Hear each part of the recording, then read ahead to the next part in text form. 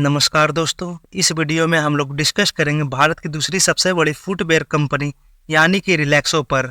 हाँ, मैंने दूसरी इसलिए बोला क्योंकि रिलैक्सो के हाथों से फर्स्ट नंबर का खिताब कब का छीन चुका है।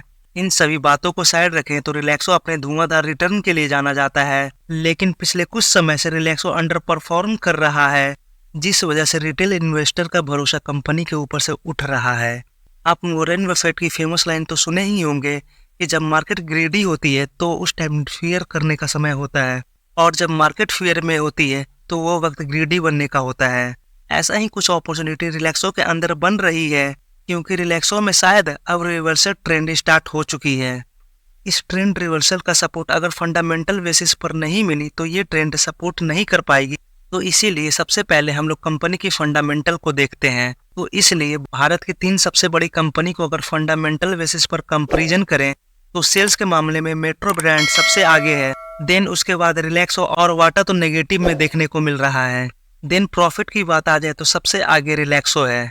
इन सभी नंबर के बियॉन्ड जाकर सोचें तो जब बात ब्रांड वैल्यू की आती है तो इसमें रिलैक्सो सबसे पीछे दिखता है, क्योंकि रिलैक्सो कहीं ना कहीं अनऑर्गेनाइज्ड मार्केट से फाइट करने की कोशिश कर रहा है, और इस कंपनी के मेन कस्टमर भी मिडिल क्लास और लोअर मिडिल क्लास हैं। तो इस वजह से कंपनी अपने प्रोडक्ट्स के लिए ज़्यादा चार्ज भी नहीं कर सकती है। जब कंपनी खुद को अनऑर्गेनाइज्ड मार्केट से ही कंपेयर करती है तो चलिए देखते हैं कि कंपनी इस सेक्टर में कैसा परफॉर्म कर रही है। ये नंबर सिर्फ रिलैक्सो का नहीं है, ये नंबर पूरे फुटवेयर इंडस्ट्री का है। 2020 तक अनऑर्गेनाइज्ड मार्केट के हाथों में 69% मार्केट शेयर हुआ करता था और 31% ऑर्गेनाइज्ड मार्केट के हाथों में। लेकिन जैसे जैसे वक्त आगे बढ़ता गया, ऑर्गेनाइज्ड प्लेयर के हाथों में मार्केट शेयर भी बढ़ता गया। इसमें जो सबसे बड़ा फायदा होगा वो रिलैक्सो को ही होगा, क्योंकि इसकी जो एवरेज टिकट साइज है वो 500 रुपए के अंदर ही है।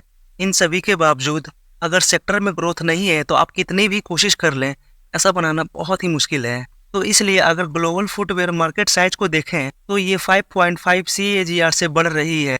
अगर कोई इंडस्ट्री 9-10% के CAGR से बढ़ रही है तो वो बहुत ही ज़्यादा अच्छा माना जाता है।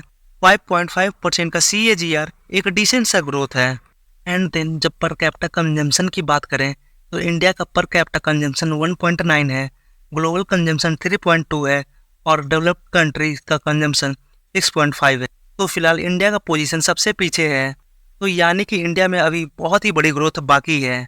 अब कॉन्फ्रेंस कॉल की कुछ हाइलाइट्स की तरफ नजर डाल ले। कंपनी 15% का वॉल्यूम ग्रोथ सेकेंड हाफ में एक्सपेक्ट कर चल रही है, और पिछले कुछ सालों में ओपन फुटवेयर कैटेगरी में 27% की वॉल्यूम में गिरावट देखने को मिली, लेकिन अब ये सेक्टर में भी रिकवरी स्टार्ट हो चुकी है। कंपनी एक्सपेंशन पर भी प्रॉपर फोकस कर रही है, और कंपनी का ASP जो 500 रुपए के अंदर हुआ करता था, कंपनी इस ASP को धीरे धीरे बढ़ाकर 1000 से 1500 के मार्केट में इंटर करने की पूरी कोशिश कर रही है। ओवरऑल कहा जाए तो इन तीनों ब्रांड को कंपनी प्रीमियम ब्रांड में कन्वर्ट करने में लगी है। तो एक तरफ कंपनी अनऑर्गेनाइज्ड मार्केट से फाइट कर रही है, और दूसरी तरफ कंपनी अपने कुछ ब्रांड्स को प्रीमियम ब्रांड्स बनाने की कोशिश कर रही है।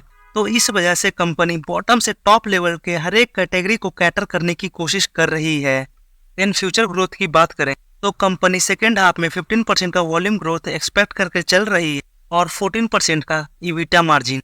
जब कंपनी कुछ एक्सपेक्ट करके आगे चल रही होती है तो इसमें कुछ टर्म एंड कंडीशन भी होती है, जैसे रॉ मटेरियल की प्राइस बढ़नी नहीं चाहिए, इस बीच में कोई नई प्रकार की ग्लोबल प्रेशर ना आ जाए।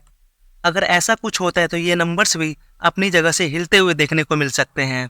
और रिलैक्सो के लिए जब रॉ मटेरियल की बात है तो आप इसके लिए क्रूड ऑयल की प्राइस पर नज़र डाल सकते हैं। कंपनी के लिए एक और रिकवरी, जो GST रेट 5% तक हुआ करता था और अब बढ़कर 12% हो चुका है, तो ये 12% कंपनी के नंबर्स में एक नया बेस बना चुका है। देन कंपनी की टेक्निकल्स पर चलें तो कुछ टाइम पहले तक रेड कैंडल कुछ ज़्यादा ही हुआ करता था, लेकिन अब धीरे धीरे सेलिंग कम हो चुकी है और ग्रीन कैंडल का फॉर्मेशन बढ़ रहा है, और इसका इम्पैक्ट हमें पिछले 1 सालों के चार्ट में भी देखने को मिल रहा है। अगर आपने इस कंपनी को अभी तक होल्ड कर रखा है तो इस कंपनी को बेचने से पहले आपको एक बार और स्टडी करना चाहिए। इतना ही नहीं, रिलैक्सो के ऊपर सिर्फ मैनेजमेंट ही बुलिश नहीं है। अगर FII को भी देखें तो FII भी पिछले 3 क्वार्टर से अपने स्टेक को कंटिन्यूस बढ़ा रहे हैं, और DII भी पिछले 1.5 सालों से कंटिन्यूस अपने स्टेक को बढ़ा रहे हैं, और इसी के साथ पब्लिक होल्डिंग कंटिन्यूस घट रही है। शेयर होल्डिंग पैटर्न में भी पॉजिटिव चेंज क्लियरली विजिबल है। अगर आप इस कंपनी को बहुत बड़ा वक्त दे चुके हैं तो अब इस लेवल पर आकर स्टॉक को बेचने से पहले सोचना चाहिए, क्योंकि कंपनी बुरी नहीं है, कंपनी का वक्त बुरा चल रहा था। तो चलिए मिलते हैं फिर किसी और वीडियो में। Thank you for watching.